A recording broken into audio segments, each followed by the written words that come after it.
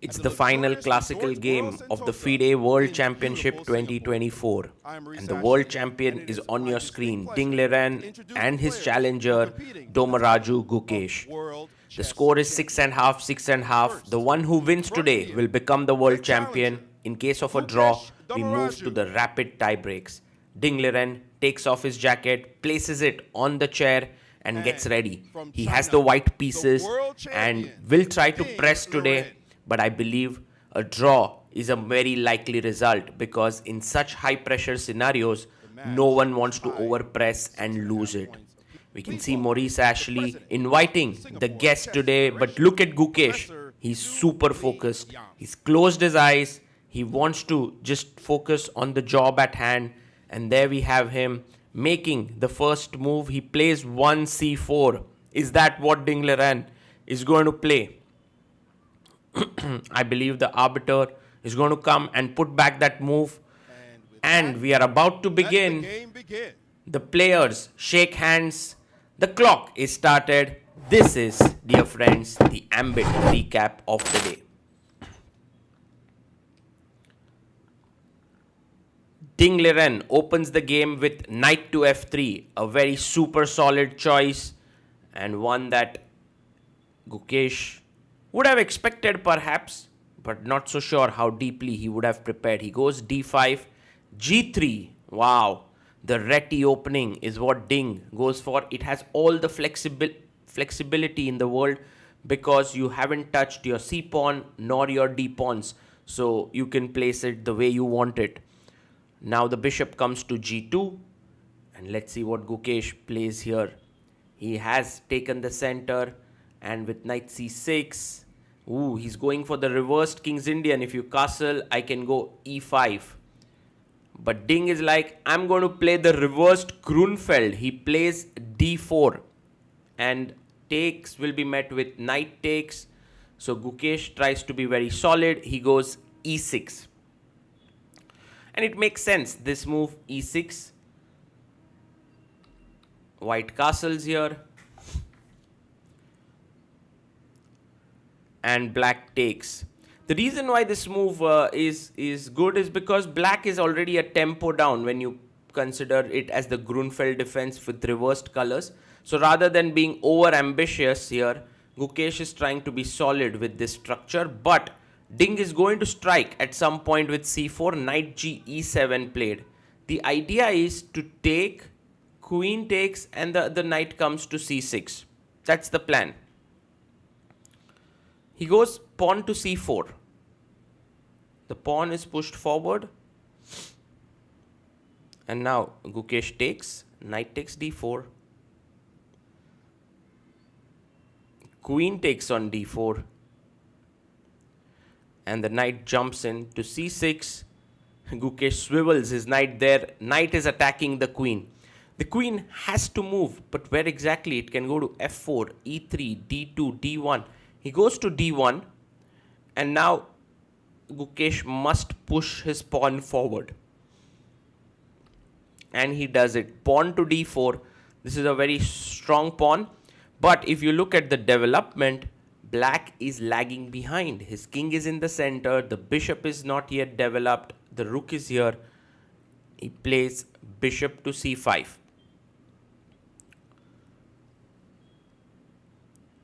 And now the d4 pawn is under pressure. He takes it. Pawn takes d4.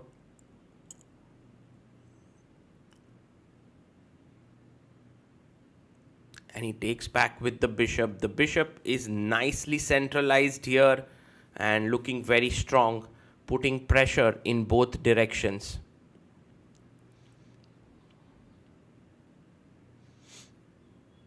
The knight comes out to c3. And now taking here is not a good idea because after takes, the rook gets an open file, the bishop gets this important diagonal. So Gukesh calmly castles it out and tells Ding, what is your plan? And Ding does jump to b5. Now e5 would be a nice move here and a very strong one, because if you take, I take back with the pawn. Looks pretty good here. But Gukesh comes back to b6. And now white can actually start to press a bit with queen e2. Let's suppose e5, rook d1, queen f6, and bishop e3. And this position is very pleasant for white. In fact, Gukesh would be putting a lot of pressure here on Ding after bishop b, after queen. Ding would be putting a lot of pressure on Gukesh after queen e2 and rook d1. Well, right now we see Gukesh getting up from the chair, Ding coming back in, and now playing his pawn to b3. Maybe not the most accurate. Well, he wants to maybe get his bishop out to a3. a6 is played. There was a tactic with bishop f2, king f2, queen f6 trying to win here, but after bishop f4, e5 and king g1, white would be doing very well. So b3, a6. The knight comes back to c3. And now Gukesh, what is his move going to be? He goes bishop d4, attacking the knight on c3. Queen comes to c2. Oh, he goes bishop b2. He doesn't play his queen here. He goes bishop b2, defends here. And e5. Gukesh has now centralized his bishop, but in that process, he is giving up the d5 square here. Bishop to e6. So slowly and steadily, you can see the black pieces coming into good squares. The knight jumps in to the center, knight to d5.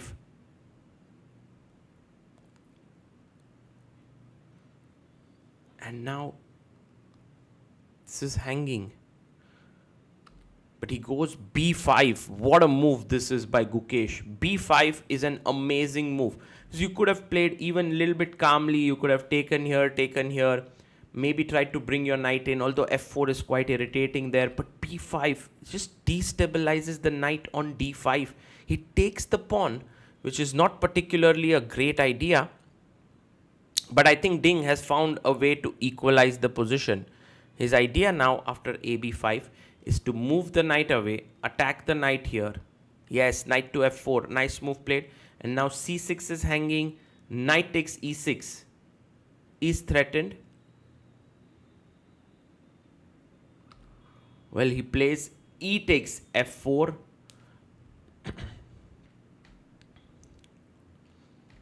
And now let's see how bishop takes c6, attacking the rook. And Gukesh takes on b2. We are having mass exchanges here in the position. So it is slowly and steadily heading towards a draw. And tie breaks look very likely. Rook comes to b8. And the plan now is to play your queen up here. There's one small thing which I feel that black has in this position, which is that after, let's say, take, black is going to push the pawn to b4 and clamp two of the white pawns. Bishop f3, he moves back. Maybe bishop d5 was much more prudent, trying to trade more pieces. But bishop f3, Gukesh takes on g3. H takes g3.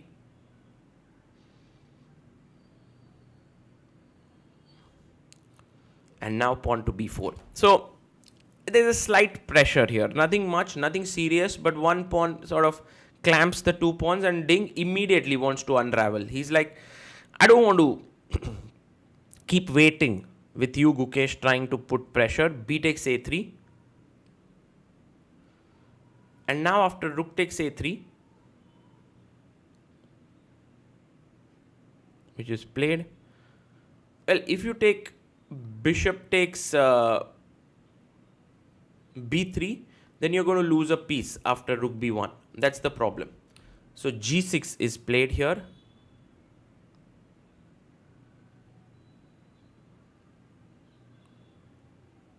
And the queen comes up to d4. So Ding is like super keen to even trade off the queens, even if it means giving up a pawn. Pawn comes up to b4 and Gukesh finally says, okay, thank you for the pawn, I'm taking it. Takes. And logically, this is a good decision because you are essentially a pawn down, but it's 3 versus 2, and you now trade another pair of rooks. You soon, if you get off the bishops as well, then it's a draw. The rook endgame, so let's say rook takes rook, bishop takes, and now imagine that I play king g7, you go here, I take, this is a dead draw. There's nothing here. So Gukesh has to avoid the trade of bishops. And he goes g5. Have a look at the clock. We are on move 32. Gukesh has 53 minutes. Ding has 22 minutes on the clock. So time pressure is not really a big problem. He goes bishop d5, offering a trade of bishops. And Gukesh stays there. He plays bishop f5 because he knows he wants to continue fighting. And this is the thing about Gukesh, that no matter what the position, he has made Ding fight for every half a point. But here doesn't seem very likely that he'll be able to convert. He plays his king to g7, and in fact the tie breaks will really be very interesting because everyone has predicted that Ding is slight favorite when it comes to tie break. He has a much higher rapid rating. Rook to c4, offering a trade. Once again, if you trade the rooks, the bishop endgame is a dead draw. There is nothing much to play for here. So Gukesh would love to keep both the pieces here. And he goes rook b1 check.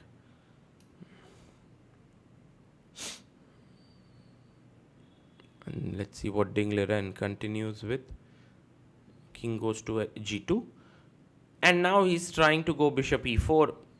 Once again, to trade off the bishops.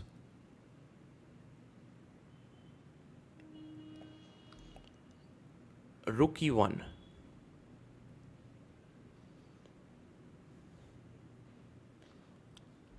And the rook goes to b4.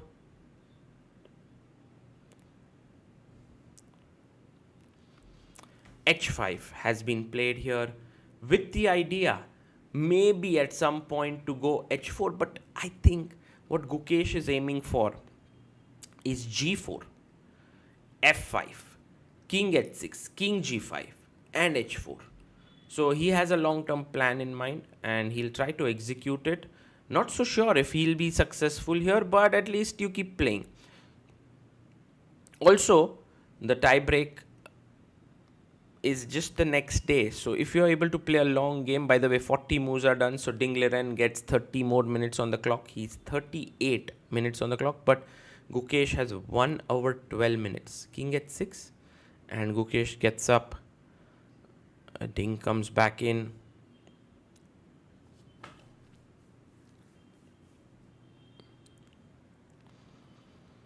And he comes and puts his king back on g1.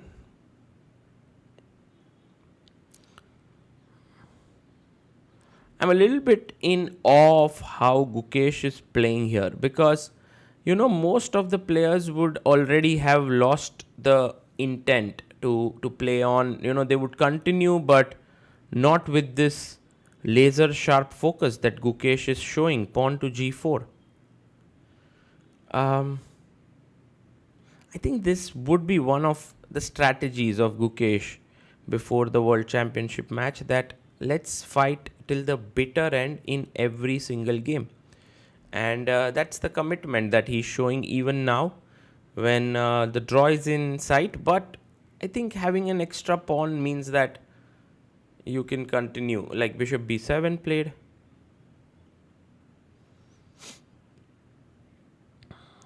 And now the king comes up to g5.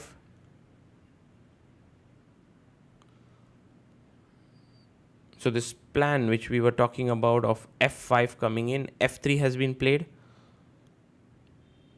And that's a good move by Ding actually. Because now with trading another pair of pawns, it'll become very tough for Gukesh to win. Although Ding has been bleeding a little bit of time, he has 21 minutes on the clock. Gukesh has 1 hour 11 minutes. He plays f5.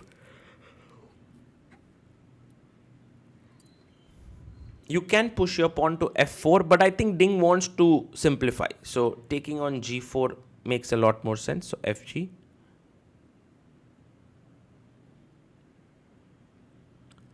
He takes back at g4. And now the best way to defend is just to keep waiting with your rook on the 4th rank. So f4 is very difficult to achieve. The bishop can keep moving back and forth on this diagonal. Bishop f7 played. The king comes up to f2.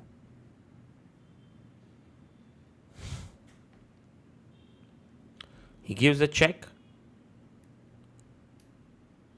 At this point, we have tickets of the tiebreak that have gone live. So many people can go and check them out and buy them. And I think in 7 minutes, we have sold almost all the tickets because the tie breaks very likely king goes back to f6. Rook check.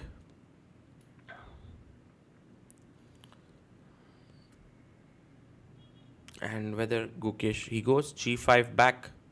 And I think Ding will come back to b4. Yes, he's not going to allow pawn to push. He's at 16 minutes on the clock. Gukesh keeping an hour, more than an hour on the clock. Bishop e6 played. Rook a4.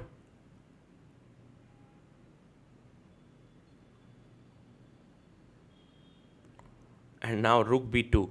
Attacking the bishop here. Well, if you move your bishop here to c6, that would be nice. But bishop a8, also a nice move. Just putting the bishop in the corner of the board. The only thing is the bishop now can move only on this diagonal, king f6. Not that it matters much. Rook f4 played by Ding. Another good move. And let's see what Gukesh plays here. He goes king e5. Ding takes a sip of water. 9 minutes on the clock for the remaining game. Gukesh has 1 hour 7 minutes.